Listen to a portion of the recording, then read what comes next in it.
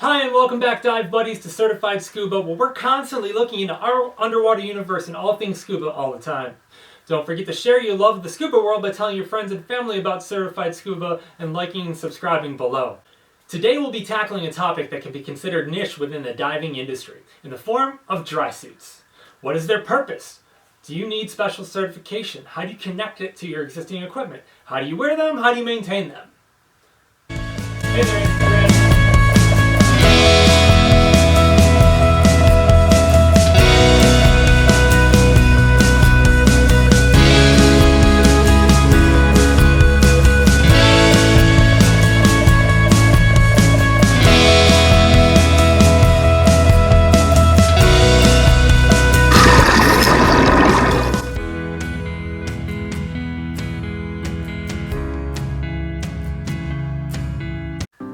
Okay, dry suits have a love-hate relationship with many scuba divers.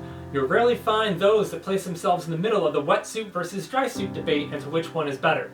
Oftentimes, you'll have divers firmly entrenched in dry suit all year long or wetsuit most of the season and calling it a day when it gets too cold. Myself, I'm a dry suit diver most of the year, and for a few reasons. First and foremost, I can dive in water temperature from 34 degrees up to 80 degrees, remain relatively warm, and if working properly, dry as well. I like to practice what I preach regarding diving and always look to hone my skills to a greater degree. Using dry suits most of the year allows me to do that, understand buoyancy better in a number of situations, and be prepared for the all too familiar thermocline that you incur when you're going down deeper. Spending time with a dry suit will only increase your comfort and help you better understand what you need for thermal protection and when you're going to decrease your weight during a dive. It is not uncommon to have 32 pounds of weight while wearing a thick thermal protective layer as well as a base layer such as Under Armour below that protective layer when the water is near or at freezing. But at the same time, you can wear as little as that thin base layer and a thermal shirt when the water is 74 degrees and with only 12 pounds of weight. The versatility of a dry suit, in my mind, is its biggest strength. When diving outside of the tropics, the question of, do I need a dry suit, becomes one of the most common questions you'll hear. This is a personal choice and varies widely depending upon each person. Wetsuits, while they can increase in thickness and thermal protection, will lose effectiveness over time in the water and with cooling temperatures. Couple this with the fact that you'll generally just be colder when you're back on the boat at the end of a dive and subject to the winds and your body warming up with the water still on it, and you can see how there are still some disadvantages with wetsuit diving. When I first started diving, I ran through this common question that a lot of divers face. Should I dive dry or should I go in a wetsuit? I was a diver who straddled the middle for a long period of time and depending upon the situation as well. Due to the price of dry suits in comparison to wetsuits were where I stood a majority of the time when I first started diving.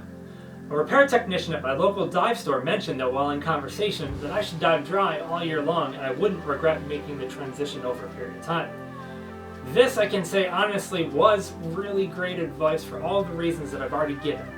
On the subject of price regarding dry suits, many scuba stores will even allow you to create a payment plan until your dry suit arrives or is paid off, and in the meantime will allow you to use their own rental equipment, dry suits included. This is a win-win for any diver who's looking to have all of their own equipment. Okay, as far as dive training for a dry suit, nearly all certification agencies have their own special certification for dry suit, and in my mind, with good reason. While some certifications are just created in the eyes of many to keep divers collecting cards and certifications with little to no meaning, dry suit diving, in my experience, is one that is important to have proper training and certification for prior to owning one. Dry suits are essentially a buoyancy compensator around our body, an enclosed airspace that changes with depth and the position of our bodies. If we're moving too far forward in a head-down position, we run the chance of all the air in our dry suit moving to our legs and creating a situation in which we cannot control our ascent. There are obviously methods to remedy this, but the fact that this is a very real concern for dry suit divers implies that we should have additional training and understanding of what we're doing. It is important to understand how our buoyancy changes with depth and the squeeze that the dry suit can create. We shouldn't be using our VC to account for those changes in buoyancy while diving dry, and we need to be aware of how we continually need to add air as we dive deeper for comfort and those changes in buoyancy and pressure. And we also need to understand how to safely vent air upon descending to the surface while still maintaining that neutral buoyancy. A drysuit certification means that you'll have had the chance to practice wearing a drysuit, but have also ran through the necessary skills associated with understanding them both in a confined pool and an open water environment. Have we also mentioned the changes in how much weight you'll need? Think you could just throw on one without practice and training? I don't think so. Okay, there are very few spaces that are exposed to the elements while diving in a dry suit. These spots we can keep moderately, if not completely dry, and substantially warm as well. A diving hood is a foregone conclusion while scuba diving. A nice tight-fitting hood will allow only a slight amount of water in, allowing your body to warm up the water temperature in the hood and minimizing heat loss through our head. Besides, your mom always told you to wear a hat or you'll catch a cold, right?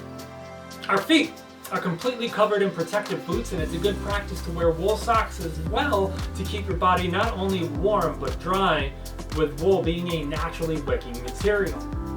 And finally, our hands are the final wild card regarding exposure while diving dry, with a few different options and routes available. You can wear standard wetsuit gloves that, like the hood, will warm the water to a certain degree. You can also wear dry gloves as well. This is my preferred material while diving dry. Again, here we have a small wool liner with a PVC shell to keep your hands dry, but these gloves often come with a certain trade-off in losing dexterity in your hands while diving. Remedy to this? Practice, practice, practice. Other important factors and skills that come along with the dry suit class have to deal with the preparation and storage of the suit, maintenance, care, necessary accessories, as well as the materials that the suits are made of. Wax for dry suit zippers will help prolong the ease of use over time with exposure to the water.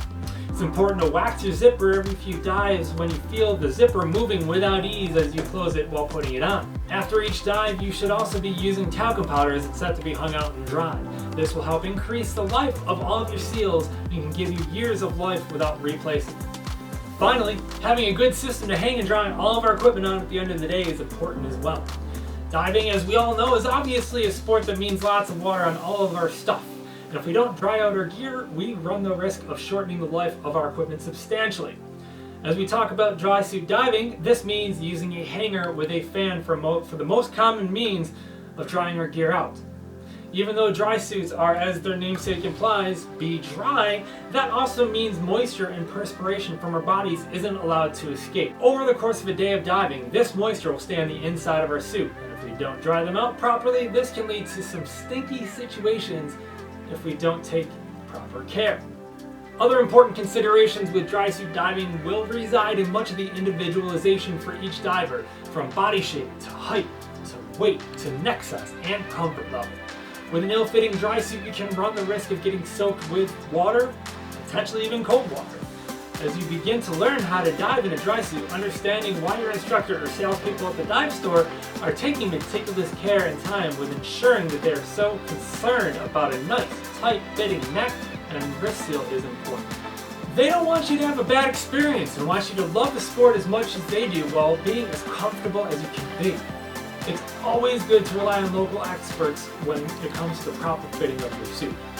While using the internet has its certain pros, the customization that a dry suit needs for each of us necessitates relying on somebody who can measure our bodies and help us make the customization changes for the seals that are appropriate. There it is in a nutshell, everybody. Dry suit diving. Some of the pros and cons about it. Why you should take a specialty course if you're going to dive dry, important accessories for diving dry, as well as some of the maintenance tricks for the dry suit itself. Thank you again, dive buddies, for taking some time with us here today to better understand scuba diving and how to prepare for advancing in your dive training even more. As always, don't forget to give a thumbs up on this video, subscribe to the channel, share with your friends, and comment below on your thoughts on dry suit diving and what you want to see next. Again, this is Josh with Certified Scuba, saying goodbye until we see each other on the boat next week.